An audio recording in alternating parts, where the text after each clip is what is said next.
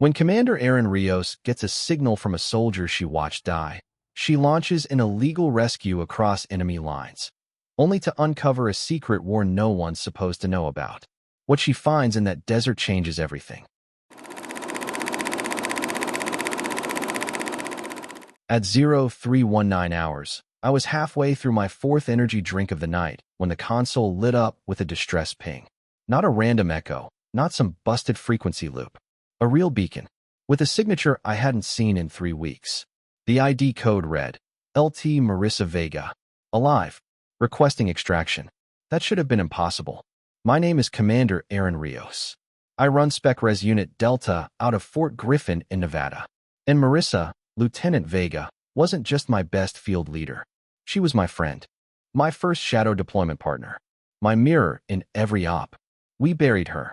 3 weeks ago, her team was downed over northern Syria. A recon drone picked up the wreckage, what was left of it. Her beacon was recovered, mangled. Black box data said her Blackbird went down hard. No ejection, no survivors. I gave the eulogy, folded the flag, told her brother she never broke under fire, that she'd gone down fighting. Every word I said, I believed. Until now. Commander? Sergeant Yuan's voice cracked through the comms room. His face was pale, eyes fixed on the screen. This beacon just lit up. 40 clicks into Iranian territory. Authentication. Triple confirmed. It's her code. It's Vega. My stomach sank. I stared at the green blip pulsing steady on the map, somewhere southeast of Yazd, deep behind lines that don't officially exist. Intelligence showed a facility there, rumored to be a holding site. The kind that leaves no traces. The kind where names disappear. She was alive. Spin up Nightingale, I said. Get Task Force Obsidian to brief room 1 in 10. We're going in. 40 minutes later, our team was airborne in a black-painted V-280 Valor, ghosted on radar and hugging low over the sea. Inside, the cabin was silent but electric. Sergeant Cal Harlow loaded mags beside me, his usual smirk replaced with grim focus. He and Vega had history, both good and bad. Across from us, Doc Leary double-checked trauma gear. His hands never stopped moving, but his eyes kept darting to the tracker glowing from my tablet. What do we think they're doing to her? He asked, voice low. We're not thinking that, I said. We're just getting her back. The plan was written in Hellfire. We had a 32-minute window to breach, locate, extract, and vanish before Iranian air response could scramble. They'd deny everything, of course. Say we faked it. That she never existed. They always did. But Marissa Vega did exist. And somehow, she had survived the crash, the capture, and whatever came after. Long enough to trigger her emergency signal. Long enough to trust we would hear it. Target in 2, our pilot, Detsy, called out. Through night goggles, the facility emerged like a scar in the sand. Low concrete walls, triple-fenced, heat signatures sparse but erratic. Too quiet. That meant underground. Drop zone green. Go, go, go. We fast-roped into the dark. The desert swallowed sound. I hit the ground rolling, rifle sweeping left. My boots found solid earth as I moved, heart thundering. We were coming, Marissa. Hold on. The facility looked deserted on the surface, just as Intel had described. A ghost wrapped in shadows. But as we moved closer, the silence cracked. Motion sensors just spiked. Harlow whispered into the comms. They're waking up. We breached the outer wall at 0423. Doc stayed rear, scanning for medical signs, while Harlow and I pushed forward with Reyes and Tanaka flanking. I kept one eye on the tracker. Vega's signal pulsed stronger the deeper we moved. 10 meters below, through reinforced steel, lay the person we all believed was long gone. The main entry was sealed, exactly as expected. Reyes planted thermite, while Tanaka looped the feed from the single exterior camera. We were invisible, for now. On my mark, Reyes murmured. The charge bloomed orange, a sunburst in silence. We dropped into the substructure. A corridor stretched before us. Empty, lit by cold fluorescence that buzzed like warning flies. The beacon pinged again. Close. Too close. Left hallway, 15 meters, I said. That's where they're keeping her. We moved in silence, footsteps barely a whisper. My finger curled tighter around the trigger. Then, shouting. Farsi. Multiple voices. Raised. Alarmed. They know we're here, Harlow hissed. We broke into a sprint, turned the corner, and saw them. Two guards dragging a figure down the corridor. A figure in tattered fatigues, wrists bound, blood down one side of her face. "Vega!" I shouted. She lifted her head, slow. Her eyes found mine. Then chaos exploded. Gunfire lit the hall like a strobe. Reyes dropped the left guard with 2 controlled shots. Tanaka took the second before he could even aim. Vega collapsed against the wall. I was already at her side, covering her with my body as the others moved to secure the area. "Marissa," I said, grabbing her face, trying to keep her eyes open. "Talk to me." She coughed, tried to speak. Failed. Then, with effort, she rasped, "Knew you'd come." "Damn right." Doc was already pulling his pack open. "Vitals are shallow. She's dehydrated, bruised ribs, maybe internal trauma. But she's alive." I tapped my comms. "Nightingale, package secure. Begin evac sequence." "Copy that," came Detzi's voice. ETA 5 mics. Behind us, more shouting echoed from deep inside the compound. "We need to move," Harlow barked. Reyes, rear. "Tanaka, clear our path." I hoisted Vega, felt her weight like a stone on my shoulder. She barely resisted, murmuring something in Farsi. Even now, her cover was holding. We moved fast.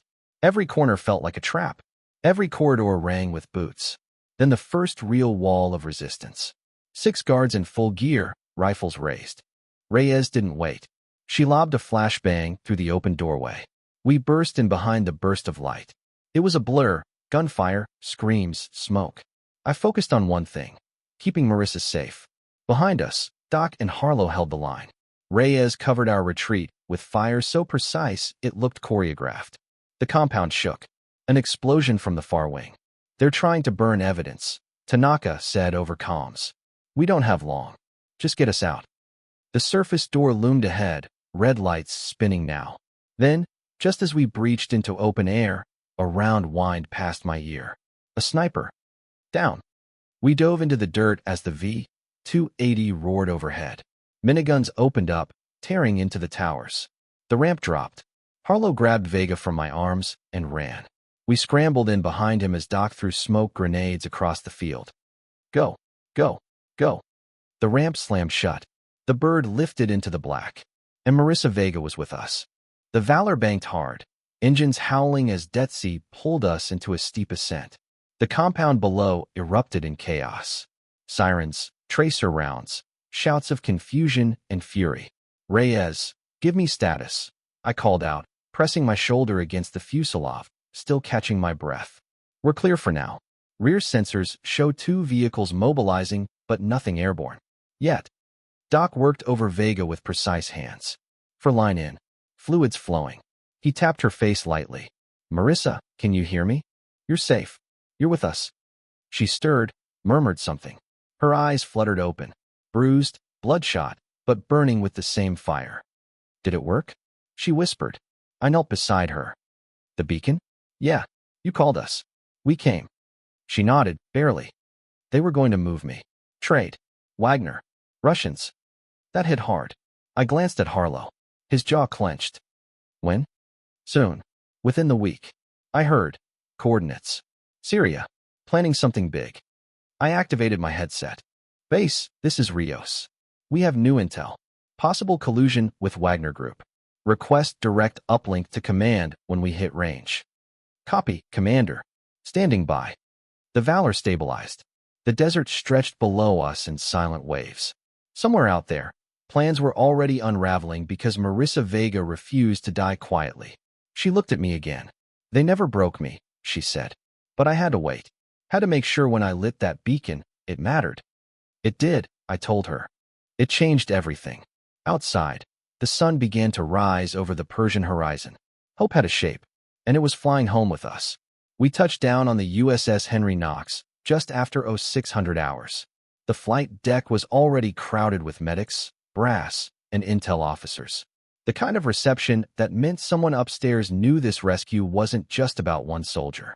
I climbed out last, dust still in my teeth, rifle slung, adrenaline only just starting to ebb. Vega was wheeled off on a stretcher, but her eyes never left mine as they pushed her toward the infirmary. She hadn't come home broken. She'd come back burning. Rear Admiral Saito met me just inside the CIC. "Commander Rios," he said, voice tight. "What you pulled off was either the luckiest gamble of your career or the smartest move I've seen in a decade." "Not a gamble, sir," I said. "It was a promise." He didn't argue. Instead, he motioned to the screen. A map of eastern Syria glowed red, crisscrossed with satellite paths and heat signatures. Lieutenant Vega gave us preliminary coordinates before medics took her under. "We're verifying, but it lines up with chatter we've intercepted about a Wagner-linked facility outside Deir ez-Zor. So it's real. It's worse than real. We think they're planning a coordinated disruption across 5 of our outposts." "If she hadn't made it out." He didn't finish. I nodded. "What's the plan?" "You'll know in 6 hours. Go debrief. Rest. I want your team operational." I found my way to the infirmary after clearing blood from my gear. Marissa was awake, propped up with IVs in both arms. Her face looked like a war zone, but her eyes had lost none of their clarity. "Still breathing," she said when she saw me.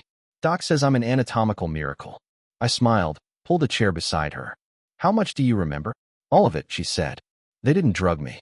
They wanted me lucid. Said it made the negotiations cleaner." My throat tightened. "And you never cracked?" She shook her head. "Didn't have to. I kept feeding them dead ends. Names of ops we scrubbed years ago. Fake codes. And when they started talking trade, I knew it was time." She reached into her hospital gown and pulled out the cracked casing of the beacon. Swallowed it in pieces. Reassembled when the guards changed rotation. Used a circuit board from their own radio to patch the signal. I stared at her. "You MacGyvered a distress signal from a torture cell?" "They underestimated me," she said simply. I looked at her then, really looked. This woman had been declared dead, left for gone, and she was already feeding intel that could save hundreds. "You're not out of this yet," I said. She grinned. "Wasn't planning on it." By 0900, Vega was in a secure recovery suite with 2 armed guards outside. Not because we didn't trust her, but because we knew someone else might try to silence her. I met with the tasking officers in the war room, sipping burned coffee and watching satellite feeds flicker across screens. The target, a Wagner forward base disguised as a mining operation in eastern Syria. But that wasn't the whole picture. "There's coordination here," said Major Eliza Vaughn, our Delta liaison. "Iranian Quds forces, Chinese SIGINT, even signs of North Korean cyber influence. This isn't a one-off. It's a coalition." I leaned over the table. "And we just rattled their cage." "Hard." She tapped a folder marked red curtain. Vega identified a man on site. Sergei Morozov, ex-Spetsnaz, Wagner's regional coordinator. "The one who commits reserves too early?" I asked, remembering Vega's insight during our conversation. Vaughn raised an eyebrow. "Exactly. That was in your report?" "It was in her blood." We finalized the strike plan by noon, a joint Delta SEAL insertion. 3-pronged. Hit the base, disrupt the network, recover any data. And in Morozov, I returned to Vega's room with the outline. She was already sitting upright, scribbling notes on a notepad someone had smuggled in. "Planning the next war?" I asked. "Something like that," she said without looking up. "Morozov's reckless, but he's not dumb. He'll see us coming. You need a diversion. We've got one. Night strikes on the east perimeter. But we need your brain." She held up her hand, trembling slightly. "My body's not ready, but my mind still fights. Give me a terminal, secure line, and a seat at the planning table." I didn't hesitate. By evening, Vega was patched into our tactical network, issuing guidance that had entire squads realigning their approach. Her insights weren't guesses, they were surgical. "He'll pull reserves too early. Let him. Then hit the backline comms. Collapse their coordination." She made it sound so simple. By nightfall, we were wheels up again. This time, we weren't going to save someone. We were going to stop something far worse. The second insertion felt different. Not just because we were more prepared or better armed, but because now we had Vega guiding us from the start. Her voice was in our ears before we even left the Knox. "He'll have snipers on the ridge. Don't take the bait. Circle wide. Watch for thermal traps near the intake vents. They're not just sensors, they're laced with explosives. Expect a decoy server farm. The real data is buried under the generator station." She was right on all 3. The operation launched under moonless skies. Our Valor flew low, escorted by 2 Ghost Hawks with SEAL Team Bravo on board. We hit the ground 5 clicks from the target. Silent, fast, lethal. Within 10 minutes, we'd cut power to the outer perimeter and triggered a false breach to lure their forces north. Just as Vega predicted, Morozov panicked. Threw every reserve unit at the decoy route, which left the real base almost unguarded. We breached through a drainage tunnel beneath the generator station. The air was thick with diesel and rot, the walls slick with condensation. But every turn matched Vega's notes. "There's a secondary control room behind the cooling tanks," she said through comms. "That's where he'll run if he knows he's losing." She was right again. We found Morozov cornered, pistol in hand, barking orders into a dying radio. When he saw us, he raised the weapon, but not fast enough. Reyes put a round through his shoulder. "Alive," I said, stepping over him. "We want him talking." The data cores were intact. Rows of drives, documents, maps. It was all there. By the time we exfiltrated, fire was tearing through the north compound, our diversionary force ensuring no one followed. Vega's voice came through as we lifted off. "Target secure? All assets acquired," I confirmed. "Morozov in custody. And enough data to keep half of CENTCOM busy for a year." She didn't say anything at first. Then softly, "Told you I still had some fight left." We flew home in silence, the mission a clean success. But we all knew it was just the beginning. The fallout hit fast. By the time we returned to the Nox, Morozov was already on a black site transport bound for debrief in Qatar. The data we pulled, encrypted communications, coordination charts, and payment trails, painted a terrifying picture. Iran wasn't acting alone. Chinese intelligence services were supplying surveillance gear and digital backdoors.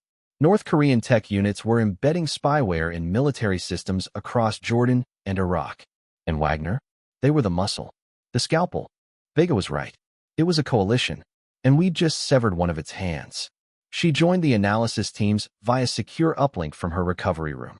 Even from a hospital bed, she dissected enemy patterns with the same ease she'd once used to clear buildings.